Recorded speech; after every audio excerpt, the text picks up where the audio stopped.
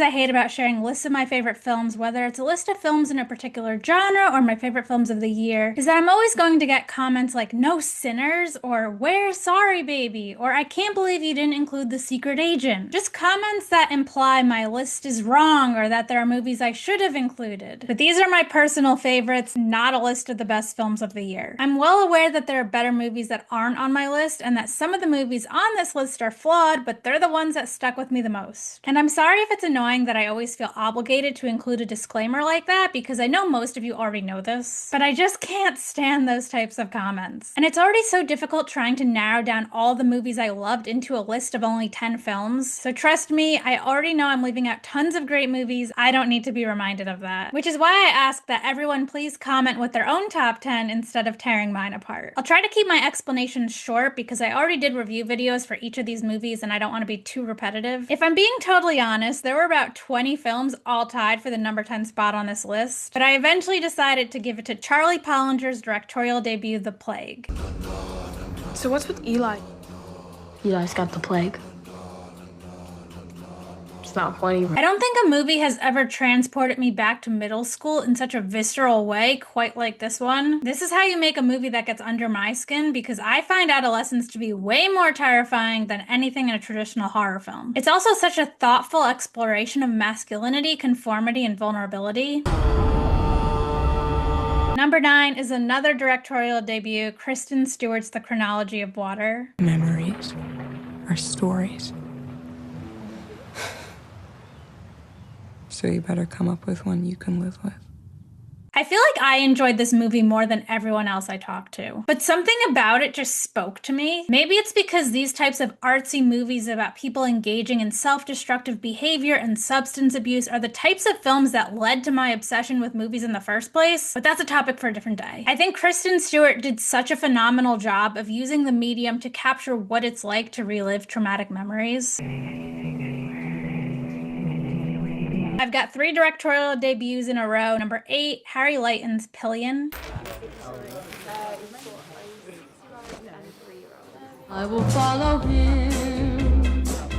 This is one of the most refreshing depictions of BDSM I've ever seen in a movie. It's sweet, funny, sexy, and also heartbreaking at times. It beautifully depicts how formative relationships shape our desires, boundaries, and sense of self, and how bittersweet and fleeting those relationships can be. Number 7 is David Frayn's Eternity. Joan!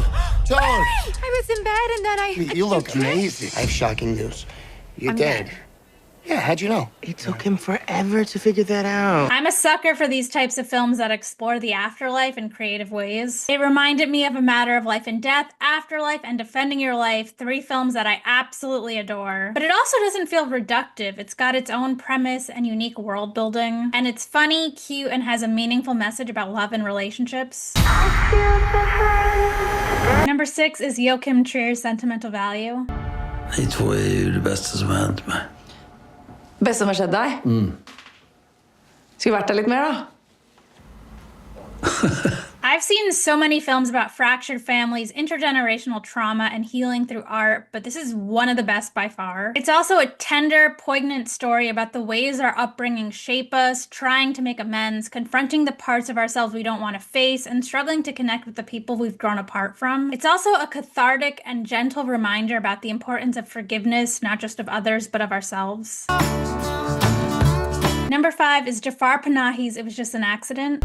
اقبال پا قشنگه یادت اومد؟ خدا تعالی اسمش گوشم هم نخورده.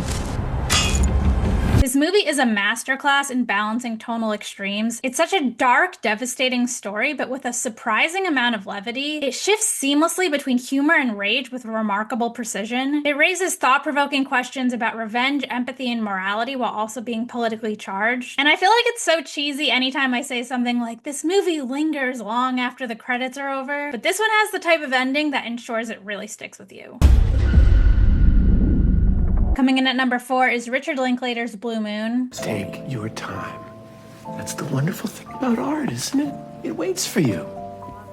I already made a video that's over 10 minutes long about why I thought this film was life-changing. But long story short, this movie that's extremely dialogue-heavy and that's about a person I had no interest in somehow had me glued to the screen. I was completely captivated by it. And it's the type of film that sneaks up on you, and it just left me floored. It's also, without a doubt, one of the best performances of Ethan Hawke's career. Number 3 is Paul Thomas Anderson's One Battle After Another. Thank you, Sensei. Thank you. God damn it! Viva la revolution! I think it's Paul Thomas Anderson's funniest film yet, but it's also meaningful and timely. The editing and pacing are so on point. I joke that it's the shortest 162-minute long movie ever made because I never felt the runtime at all. I've sat through 90-minute movies that felt longer than this one. And it's got everything I could want in a movie. It weaves together absurd moments of comedy, exhilarating action, bursts of violence, sharp political commentary, and surprising moments of tenderness. And it's chaotic in the best possible way. Speaking of chaotic in the best possible way, that's also how I feel about my second favorite film of the year, Josh Safdie's Marty Supreme. And what do you plan to do if this whole dream of yours doesn't work That out? doesn't even enter my consciousness. Maybe it should. It's a hilarious, stressful, and wildly unpredictable odyssey. The screenplay is unbelievable. I never knew what was going to happen from one minute to the next. I've been saying it's an adrenaline rush disguised as a sports movie. And my number 1 favorite film of the year is Park Chan-wook's No Other Choice. I knew this was going to be my favorite film of the year as soon as I saw The Axe, the 2005 adaptation of the same novel that this movie's based on. It's just the story I needed after losing my job and dealing with the job market the past few years. It's unsettling, darkly hilarious, and oddly cathartic. And the cinematography and editing are incredible. I already would have called this movie a masterpiece based on the storytelling and performances alone, but the technical aspects take it up to a whole new level. This movie meant so much to me that instead of writing a review, I ended up writing like a 7-page personal essay instead. So yeah, those are my top 10 favorite films of 2025. Please comment and let me know what your top 10 of the year is.